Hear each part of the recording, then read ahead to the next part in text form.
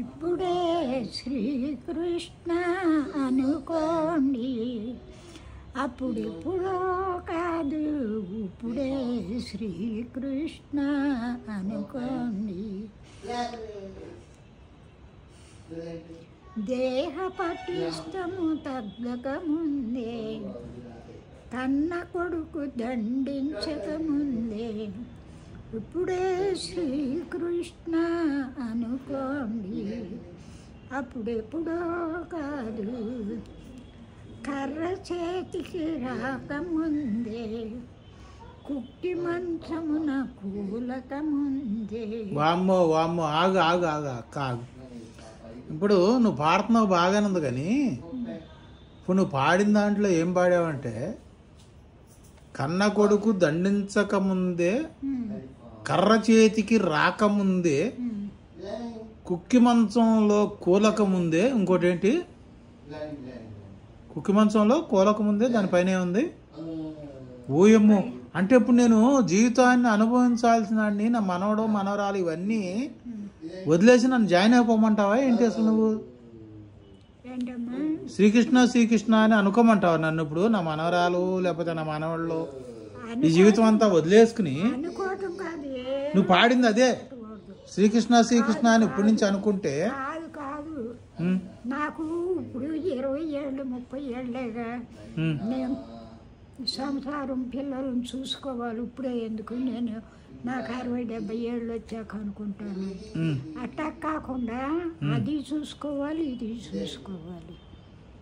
చూసుకోవాలంటే నువ్వు అన్న అర్థం నాకేమనిపిస్తుందంటే, వయసు ఉడిగిపోయిన తర్వాత శరీరం కుసించుకుపోయిన తర్వాత కాదు, చిన్న వయసులోనే శ్రీకృష్ణ శ్రీకృష్ణ అని అనుకోమన్న అర్థం నాకు అనిపించింది.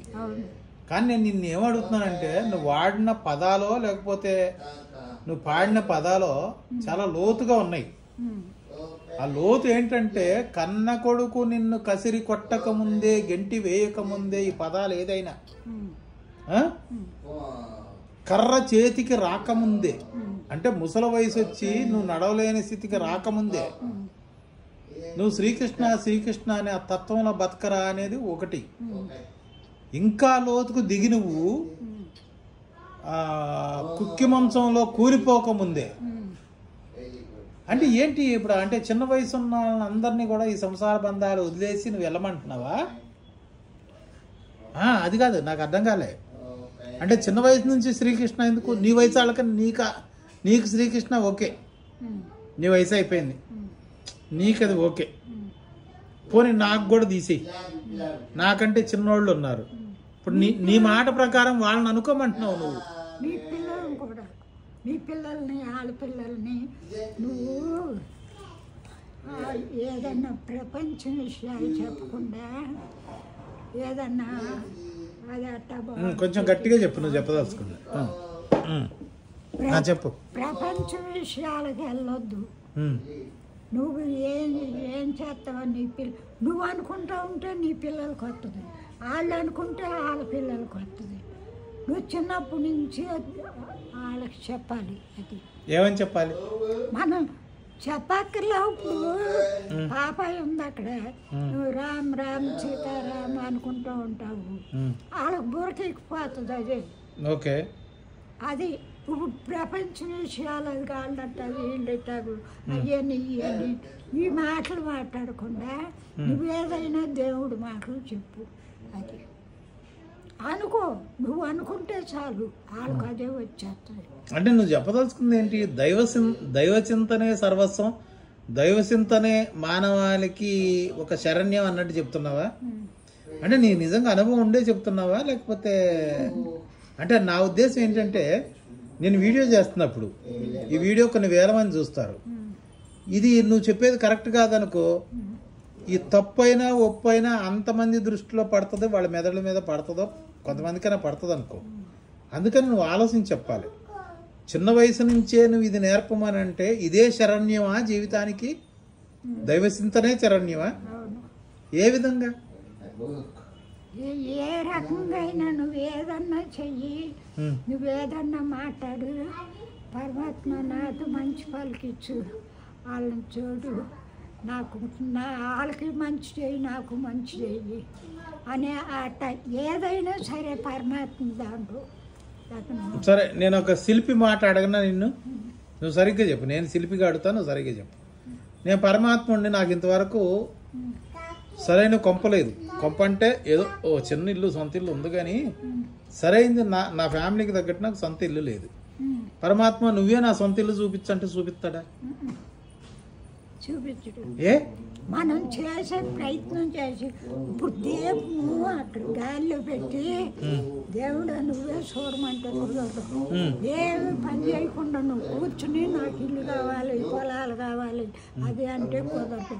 నువ్వు చేసే ప్రయత్నం చేయి, దాంట్లో ఆయన చేసేది ఆయన చేస్తాడు. మరి ఇంత ప్రయత్నం చేసిన తర్వాత ఇంకా శ్రీకృష్ణుడు కానీ ఆ దైవచింతన కానీ ఎందుకు మానవ ప్రయత్నం ఎక్కువ అని నువ్వు చెప్తున్నావు కదా? నీ ప్రకారం ఏంటంటే నీ వంతు ప్రయత్నం అను, లేకపోతే నీ యొక్క ఎఫర్ట్ అను, అది చాలా ఉండాలంటున్నావు. 90%, 90%. ఇక మరి దైవ చింతన అనేది ఏ రూపకంగా మానవాళికి చెప్పు. మనం మంచిగా ఒకళ్ళకు మంచి చేయటం, మేలు చేయటం, ఆ పరమాత్మ మనకి సమకూర్చటం. ఎవరైనా నీకు ఇష్టం లేకపోయినా నీకు ఈరోజు అనుకో, అయినా పరమాత్మ వాళ్ళని చూస్తావా నన్ను చూస్తావా నీ ఇష్టం. వాళ్ళని చెడుగా చూడు, నన్ను మంచిగా చూడు, అది కాదు. అది నాకు అర్థం కాదు ఏంటంటే, వాడెవడు నన్ను చూడటానికి? నా ఎదురుగా నువ్వు ఉన్నావు, మా అమ్మది. నేను నా అమ్మని నాకు నమ్ముతా, ఎందుకంటే నా తల్లి నాకు కనపడుతుంది. కనపడిన పరమాత్మని ఎవరన్నా నన్ను నమ్మంటావేంటి? నాకు అర్థం కాదు. మరి అదే దాంట్లోనే ఉంది. మరి ఏం చెప్పు. కనపడినా కనపడిపోయినా ఆయనే, మనం నడిపించేది ఆయనే. నా తల్లి నన్ను నడిపిస్తుందని నేను నమ్ముతాను. కానీ వదిలిపెట్టేస్తే నువ్వు ఇక్కడే కూర్చుని నేను కిందకి వెళ్ళాలి, నువ్వే నడిపించంటే కాదు. నువ్వు చేసేది చెయ్యి, నీకు శక్తినిస్తారు, నీకు ఏదైనా ఇస్తారు. నేను ఒక మాట అడగనా? చిన్నప్పుడు నన్ను పెంచితే నేను ఇంత పెద్ద అయ్యానని నేను నమ్ముతున్నా, నువ్వే నమ్ముతున్నావు దేవుడి చింత ద్వారా పెరిగానని నమ్ముతున్నావా? నీకు పిచ్చా? అంతే. ఎట్లా? అంతే, నేను పెంచినందుకు కాదు, ఆయన నీకు సంకల్పం చేయమట్టు పెరిగావు. ఆయన ఎట్లా చేయాలో అది చేశారు, అంతే. నేను పెంచినందుకు కాదు. ఏం మాట్లాడుతున్నావే? నాకు అర్థం కాదు. నేను మాట్లాడేది రైటే. ఎట్లా రైటు? ఎట్లా రైట్ అంటే మనం చేసే ప్రయత్నం. ఇప్పుడు పాప ఉంది, మనం అన్నం పెట్టకుండా ఏం పెట్టకుండా వదిలిపెడితే ఎవరు పెడతారు? మనం పెట్టాలి, చూడాలి. వాళ్ళకి కలిగే శక్తి ఆయన కలిగించాలి. కరెక్టే కదా నువ్వు ఇది చెప్తున్నావు కదా, కానీ నీ సూత్రం ప్రకారం, నీ పద్ధతి ప్రకారం, దైవచింతం ప్రకారం నాకేం అర్థమైందంటే, బాబాయికి మనం అన్నం పెట్టపోయినా ఎవడో ఒకరికి బుద్ధి కలిగించి ఎవరో ఒకరు వచ్చి ఆ టైంకి ఏదో రూపంగా పెడతారు, అదే దైవచింతన అని నాకు అర్థమవుతుంది. అట్లా కాదు. సరే, ఏది అవునో చెప్పు. మరి నీ పిల్లలంటే నీకు ఇష్టం, నా పిల్లలంటే నాకు ఇష్టం. మనం ఎవరు చేసుకునేది వాళ్ళు చేసుకోవాలి. ఆ పైగా ఇప్పుడు అన్నం పెట్టాము, నాయన నువ్వే చూసుకోవాలి, నాయన నువ్వే శక్తిని ఇవ్వాలి అనుకోవాలి. కానీ మనం అన్నం పెట్టకుండా అది వాళ్ళు పెడతారు వీళ్ళు పెడతారు, అది కాదు. నువ్వు చెప్పేది నాకు అర్థమవుతుంది, కానీ నా ప్రశ్న నీకు అర్థం కావట్లే. అప్పుడు మానవ ప్రయత్నం కానీ మానవది కానీ ఎక్కువ అని చెప్తున్నావు, అన్నీ పెట్టమంటున్నావు. అన్నీ పెట్టిన తర్వాత ఆ దైవ చింతన మనకు దేనికి తోడ్పడుతుంది అనేది నాకు అర్థమయ్యేటట్టు చెప్పు. నిన్ను నేను వ్యతిరేకించట్లే, నీ మంచి నీకు తోడవుతుంది, అంతే. కరెక్ట్. దైవ చింతం అంటేనే నీ మంచి. ఇప్పుడు నువ్వు ఒకళ్ళు వాళ్ళు ఉండారు, వాళ్ళు మంచిగా ఉండాలి. ఇప్పుడు వాళ్ళు మంచి వాళ్ళు చెడ్డాళ్ళు అనవసరం. పరమాత్మ నన్ను చూస్తావో వాళ్ళని చూస్తావో నువ్వు చూసుకో. బాగానుంది, ఇంతవరకు బాగానుంది, తప్పలేదు. కానీ దైవ చింతన ఎందుకు? ఇప్పుడు మానవ జీవితంలో దైవ చింతన అనేది ఎక్కడ ఉపయోగపడుతుంది? నువ్వు చేసిన పనే నీ ఫలితాన్ని. నువ్వు వాళ్ళ మీద ఎప్పుడు మనసులో నీకు మంచిగా ఉందో అప్పుడు ఆ దైవ చింతన నీకు మనసులో ఉంటుంది. అర్థం కాలే నాకు, మళ్ళీ ఒకసారి చెప్పు. కాదమ్మా, ఇప్పుడు అందరూ మంచి చేసేవాళ్ళు ఉండరు. ఒప్పుకుంటా నేను, చెడు చేసేవాళ్ళు. ఒప్పుకుంటా నేను. ఇప్పుడు చెడు చేసి అది కాదు అటు చేశాడు అవును అని అనకుండా వాళ్ళు చూసి వాళ్ళు ఎటు చూడాలో, మంచి చేసే వాళ్ళని ఎటు చూడాలో నువ్వే చూసుకో పరమాత్మను మనం వదిలిపెట్టి. అంటే చెడు చేసే వాళ్ళని కూడా వాళ్ళకి మంచి మనసునిచ్చి నన్ను అట్లా చూడకుండా బాగా చూసేటట్టు చూడు అని కోరుకోవాలంటున్నావు. అవును అవును, తప్పులేదే, నువ్వు అన్నమాట నేను ఒప్పుకుంటాను. కానీ కోరుకున్నంత మాత్రాన వాళ్ళు అవుతారా? ఇప్పుడు ఒక దొంగ ఉన్నాడు, వాడు దొంగతనాలు చేసి జైలుకి వెళ్ళాడు. ఇప్పుడు నేను పరమాత్మ వీడు మళ్ళీ ఒక్కసారి బయటకు వచ్చినాకైనా దొంగతనంగా చేయకుండా ఉండు అని నేను కోరుకుంటా. నాకు వచ్చిన నష్టం ఏమి లేదు. ఆ పరమాత్మ వాళ్ళకి బుద్ధి పుట్టించాలి. ఇది తప్పు, ఇది చేయకూడదు, ఇది రైట్ అని నువ్వు కోరుకున్నంత మాత్రాన వాళ్ళు మారు, అది కుదరదు. మంచి వాళ్ళైనా చెడ్డాళ్ళైనా నీ మనసుకు మాత్రం, నీ మనసుకి ఎవరైనా మంచిగా ఉండాలి, మంచి బుద్ధి పుట్టించని మన మనసులో అనుకోవటమే. నువ్వు అట్ట చెయ్యి, నువ్వు అది మానే ఇది మానేయి అని మనం మార్చడం కాదు. అంటే ఎవరు చేసేది వాళ్ళు చేస్తారు అంతే. ఎవరు చేసేది, ఇప్పుడు దొంగతనం చేసే అబ్బాయి ఉన్నాడు, నువ్వు దొంగతనం చెయ్యొద్దు, అది తప్పు మంచిది కాదని చెబుతావు. వాళ్ళు మానరు, వాళ్ళ బుద్ధి వాళ్ళకి, నీ బుద్ధి నీకు. కాకపోతే నువ్వు వాళ్ళ గురించి చెడుగా ఆలోచించకుండా నువ్వు ఎటు చూసుకుంటావు, వాడు చూసుకో పరమాత్మ. నువ్వు అనేది ఏంటంటే వాడు పక్కవాడు ఎట్లా అన్నావని నీ నియత్తు కానీ నీ ఆలోచన కానీ దెబ్బతినొద్దు, నువ్వు పర్ఫెక్ట్గా ఉండని చెప్తున్నావు. అంతేగా? అవును. దీంట్లో భగవంతుడి పాత్ర ఎక్కడ? ఇప్పుడు నేను ఏమన్నా మర్డర్ చేశా, నన్ను తీసుకెళ్ళి పోలీసు వాళ్ళు తీసి సాగుబాదారు, అది నేను చేసిన దానికి ఫలితం అది. ఓకేనా? నేను ఒక మంచి కార్యం చేశాను, నన్ను ఎవరో మెచ్చుకున్నారు, ఓ పూలదండ వేశారు, నాకు చేసిన దానికి ఫలితం అది. దీంట్లో దేవుని పాత్ర ఎక్కడ అని నేను తెలవకే అడుగుతున్నా. నువ్వు నాకు సరిగా నన్ను మార్గంలో నడిపించి నాకు అన్నీ చేయాలి, నువ్వు నాకు తెలిసేటట్టు చెప్పు. ఇక అది మన మనసులో అది రావటమే దైవశంతం, మంచి రావటమే. ఏ మంచి? ఎవరినైనా మంచిగా చూసుకుని ఆయన మన మనసులో నువ్వు మారు, నువ్వు ఎదటి చెయ్యి ఇటు చెయ్యి అది కాదు. ఎవరినైనా నువ్వు ఎవరికి ఏ బుద్ధి పుట్టిస్తావో, ఎవరిని అటు చూసుకుంటావో చూసుకో నువ్వు. అది మన మనసులో అది వస్తే ఆ పరమాత్మ నీ మనసుకి నీకు ఎట్టా కావాలో అట్టా ఆయన చూసుకుంటారు. సరే, ఇప్పుడు నీ మాటకు ఒప్పుకుంటున్నా. ఇప్పుడు నీ మాట ప్రకారం నిన్ను నెత్తి మీద 2 మొట్టికాయలు ఈ బుద్ధి అవుతుంది నాకు. పరమాత్ముడే పుట్టించాడు ఈ బుద్ధి. మరి ఇప్పుడు దెబ్బ తగిలేదు ఎవరికి? నీకా నాకా? నాకే. మరి అది తిరిగి నీకు రాకుండా నువ్వు ఇప్పుడు ఒకసారి తప్పు చేసావు, వేసావు, నాయన ఈ బుద్ధి పుట్టించొద్దు నాయన, నాకు కలిగించొద్దు నాయన అని నువ్వు కోరుకున్నావు. నేను కాదు, నువ్వే అనుకోవాలి. ఇప్పుడు కొట్టావు, తెలుసో తెలవకో కొట్టావు. పరమాత్మ నన్ను ఇట్లాంటి పనులు చేయొచ్చు, నాకు మంచి బుద్ధి కలిగించని మార్చుకోవాలి. అసలు నాకు తెలిస్తే నేను ఎందుకు కొడతాను? నా చెడ్డ బుద్ధి తెలవ చేసావు ఇంకొకసారి జరగకుండా. కరెక్టే, నాకు ఆ రియలైజేషన్ ఉంటే నేను ఎందుకు కొడతా? నాకు అది నేను తప్పు చేశాననే భావన నాకు. ఎందుకు కొడతానంటే ఆ తప్పు తెలవకే, తప్పు అది రైట్ నువ్వు చేసిన తెలవకే. మరి తెలిసేటట్టు నువ్వే చేయనా మన మనసులోకి రావాలి. అది తప్పని రైట్ అని తెలిసేటట్టు నువ్వే చెయ్యి. అది నువ్వు అన్న దాంట్లో 2 విషయాలు నాకు అర్థం కావట్లా. చిన్న వయసులోనే అంటే పుట్టుకతోనే నువ్వు ఉగ్గుపాలు పోసినట్టు నువ్వు శ్రీకృష్ణ అని ఉగ్గుపాలతోనే వాళ్ళకు నూరిపోయమనేది ఒకటి అన్నావు. నేను నిన్ను ఏమి అడిగానంటే, ఏమో ఆడుకునే పాడే వయసులో వాళ్ళకెందుకే, లేకపోతే యవనంలో అవన్నీ కత్తి ఎంజాయ్ చేసుకునే వాళ్ళకెందుకు, ఇవన్నీ నీలాంటి వాళ్ళకి కదా కావాల్సిందని.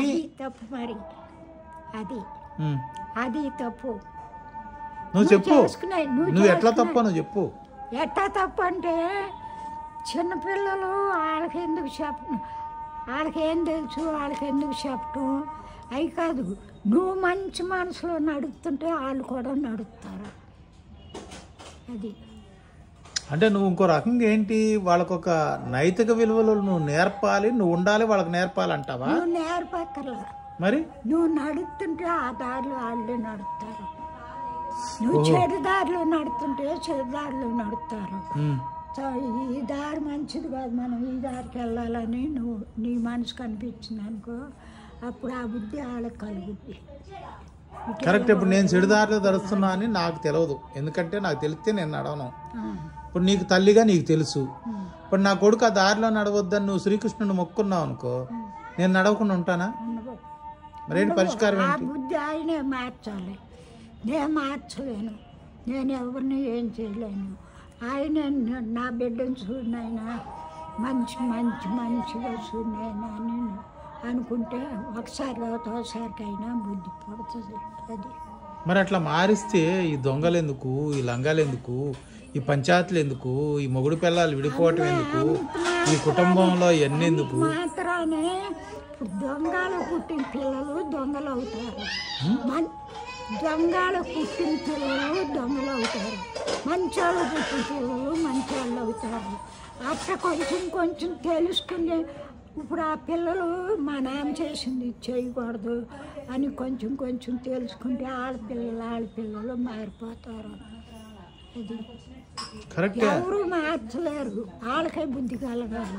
నేను ఇట్లా తప్పు చేస్తున్నాను, నా పిల్లలు చేయకుండా ఉండాలి అన్నట్టు బుద్ధి కలిగింది అనుకో, వాళ్ళకి బుద్ధి పడుతుంది.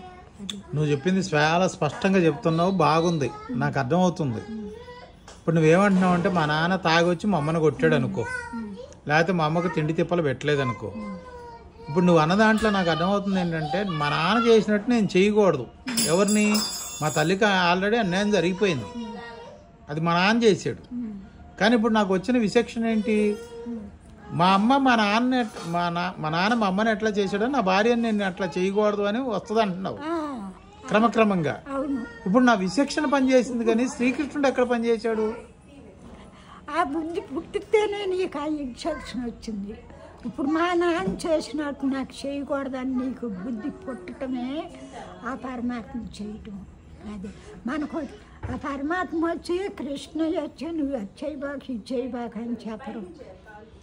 మనం కొంచెం ఇప్పుడు నువ్వు మా నాన్న చేసినట్టు చేయకూడదని కూర్చోకత్తు నీ మనసు కలిగింది అనుకో, నువ్వు కొంచెం ఆ దారిలో నడుస్తున్నావు, కొంచెం మారాను అనుకో, నీ బిడ్డలు ఇంకా బాగా మారుతారు. అంటే ఒక జనరేషన్ టు జనరేషన్ అట్లా మారుకుంటూ పోయి మంచి వాళ్ళు అవుతారు అంటున్నావు. అవును.